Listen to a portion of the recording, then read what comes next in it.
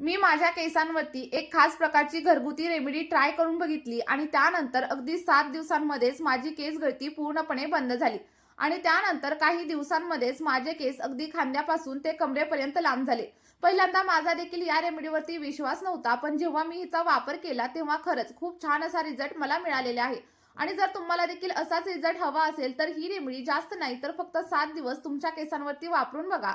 तुम्हाला देखील अगदी 100% रिझल्ट मिळतील. आणि जर कोणत्याही कारणामुळे तुम्हाला रिझल्ट मिळाला नाही तरी देखील मला कमेंटमध्ये नक्की सांगा की मला रिझल्ट मिळाला नाही. मी त्यावरती देखील एखादं सोल्युशन तुम्हाला नक्कीच सजेस्ट करेल. फक्त तुम्हाला काय करायचंय, सेम मी सांगितलेल्या पद्धतीनेच ही रेमेडी बनवायची आहे आणि मी सांगितलेल्या पद्धतीनेच केसांवरती अप्लाय करायला सुरुवात करायची आहे. आणि त्यानंतर तुम्ही स्वतःच बघाल की तुम्हाला खूप छान असे रिझल्ट मिळतील. चला तर मग आता जास्त वेळ न घालवता आपल्या रेमेडीला आपण सुरुवात करूया.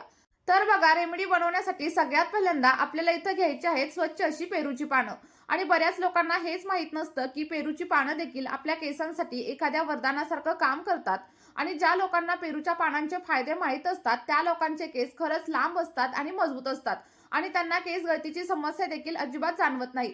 तुम्ही देखील माझ्या सांगितलेल्या पद्धतीने फक्त 1 ते 2 आठवडे पेरूच्या पानांचा वापर आपल्या केसांवरती करून बघा.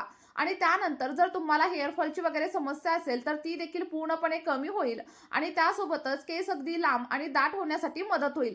कारण पेरूच्या पानामध्ये असे काही घटक असतात ज्यामुळे आपली केस गळती बंद होते आणि केसांची मुळं अगदी स्ट्रॉंग होण्यासाठी देखील हेल्प होत असते. बघा, तुम्हाला जास्त जाडसर किंवा मग जास्त निबर अशी पेरूची पानं इथं अजिबात घ्यायची नाहीयेत. तर अतिशय सॉफ्ट पानांचा म्हणजेच अतिशय कोवळ्या पानांचा वापर तुम्हाला इथं करायचा आहे. कारण जर तुम्ही जाड आणि निबर पानं घेतली तर हवा तसा इफेक्ट तुम्हाला तुमच्या केसांवरती अजिबात मिळणार नाही. बघा, तुम्ही इथं बघू शकता मी अगदी कोवळी अशी पेरूची पानं इथं घेतलेली आहेत. आणि तुम्हाला पेरूची पानं पहिल्यांदा स्वच्छ अशी धुवून घ्यायची आहेत आणि त्यानंतर त्याला छोट्या छोट्या पीसेसमध्ये व्यवस्थित असं कट करून घ्या. कारण जेव्हा आपण याला कट करून घेतो तेव्हा हे आपल्याला बारीक करायला देखील सोपं जातं. आणि यामधील जे काही गुणधर्म असतील किंवा जे काही पोषक घटक असतील ते देखील अगदी इझिली बाहेर पडण्यासाठी मदत होत असते.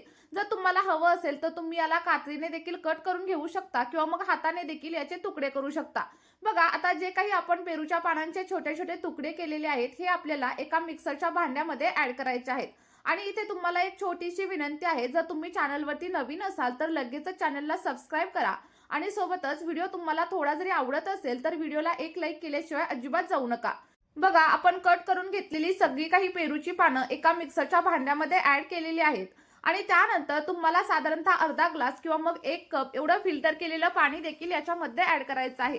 कारण बघा, जेव्हा आपण पाणी ऍड करतो तेव्हा पेरूची पानं अगदी स्मूथली ब्लेंड होण्यासाठी आपल्याला मदत होत असते. आता बघा, पुढे आणखी एक महत्त्वाचा असा घटक आपण याच्यामध्ये ऍड करणार आहे ज्यामुळे तुमच्या टक्कल पडलेल्या जागेवरती देखील नवीन केस येणार आहेत.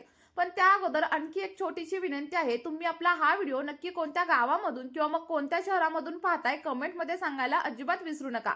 तर बघा, पुढचा आणि सगळ्यात महत्त्वाचा असा घटक इथे मी घेतलेला आहे आणि ते म्हणजे रोजमेरी. आता बरेच लोक मला प्रश्न विचारतात की रोजमेरी नक्की कशी दिसते, तर तुम्ही व्हिडिओमध्ये बघू शकता. ड्राय रोजमेरी काही अशा प्रकारे दिसत असते.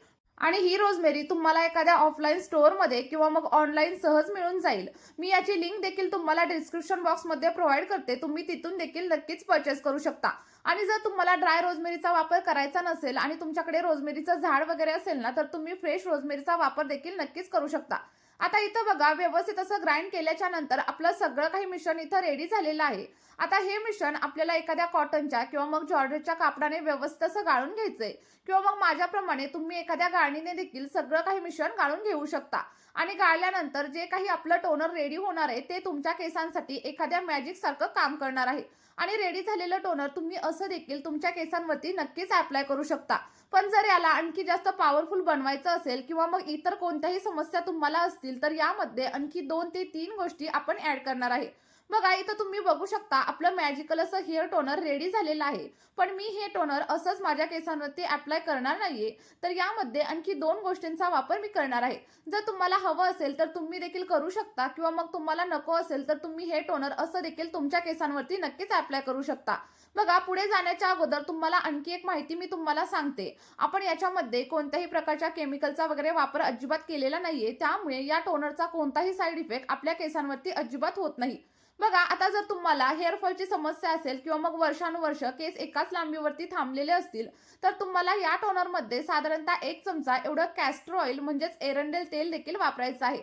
कारण बऱ्याच वेळा काय होतं, एरंडेल तेल म्हणजेच कॅस्टर ऑइल आपण डायरेक्टली आपल्या स्कॅल्पवरती किंवा मग केसांवरती अप्लाय करू शकत नाही. कारण हे थोडंसं चिकट असतं. त्यामुळे नेहमी आपण काय करतो, एरंडेल तेल किंवा मग जे कॅस्टर ऑइल असतं ते कोणत्याही गोष्टीमध्ये ॲड करतो, व्यवस्थित असं डायल्यूट करतो आणि त्यानंतरच केसांवरती अप्लाय करतो. तुम्ही इथं बघू शकता साधारणतः 1 चमचा एवढं कॅस्टर ऑइल मी या टोनरमध्ये ॲड केलेलं आहे आणि हे व्यवस्थित असं मिक्स करून घ्यायचं आहे.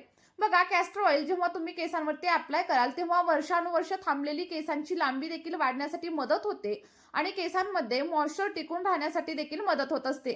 बघा, अगदी 1 ते 2 मिनिटांसाठी आपल्याला सगळं काही मिश्रण व्यवस्थित असं मिक्स करून घ्यायचं आहे आणि त्यानंतर हे रेडी झालेलं टोनर तुम्ही लगेचच तुमच्या केसांवरती अप्लाय करू शकता.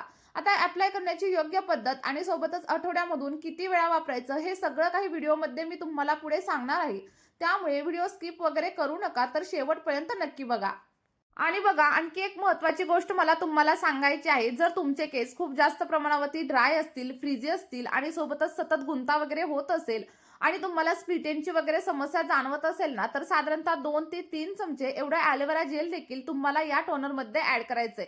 आता तुम्ही इथं बघू शकता, मी फक्त 1 चमचा एवढ्या ॲलोवेरा जेलचा वापरच इथं केलेला आहे. कारण ऑलरेडीच माझे केस खूप जास्त सिल्की आहेत, स्मूथ आहेत आणि मला फाटे फुटलेल्या केसांची वगैरे अजिबात समस्या नाहीये. पण ज्या लोकांचे केस ड्राय आहेत, रफ आहेत, तर त्यांनी साधारणतः 3 ते 4 चमचे एवढं ॲलोवेरा जेल या टोनरमध्ये ॲड करायचं आहे. ॲलोवेरा जेल ॲड केल्याच्या नंतर व्यवस्थित असं मिक्स करून घ्या आणि जेव्हा ॲलोवेरा जेल आपण आपल्या केसांवरती अप्लाय करतो, तेव्हा केस अगदी स्मूथ होतात आणि चमकदार दिसायला सुरुवात होते. सोबतच केस गळती देखील बंद होते आणि केस वाढायला सुरुवात होत असते. बघा, व्यवस्थित असं मिक्स करून घ्या आणि त्यानंतर हे रेडी झालेलं टोनर आता आपल्याला केसांवरती अप्लाय करायचं आहे. अप्लाय करताना तुम्हाला काय करायचंय, हे सगळं काही टोनर एखाद्या स्प्रे बॉटलमध्ये ट्रान्सफर करा आणि जर तुमच्याकडे स्प्रे बॉटल नसेल तर अजिबात काळजी करू नका. एखादा ड्रॉपर असेल किंवा मग एखादा कॉटन बॉल असेल ना, तर त्याने देखील हे टोनर तुम्ही तुमच्या केसांवरती नक्कीच अप्लाय करू शकता. आणि जर तुम्हाला कोंड्याची वगैरे समस्या जाणवत असेल ना, तर इथे मी तुम्हाला एक टिप सांगते.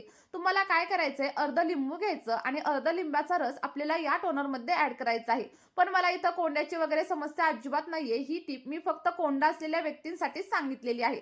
आणि बघा, लिंबाचा रस ॲड केल्याच्या नंतर व्यवस्थित असं मिक्स करून घ्यायचं.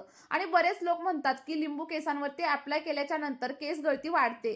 तर असं अजिबात नसतं. फक्त योग्य प्रकारे वापर तुम्हाला करता आला पाहिजे. तुम्हाला काय करायचंय, कोणत्याही गोष्टीमध्ये थोडंसं लिंबू डायल्यूट करायचं आणि त्यानंतरच केसांवरती अप्लाय करायचं. बघा, असं केल्यानंतर तुम्हाला केस गळती वगैरे अजिबात जाणवणार नाही.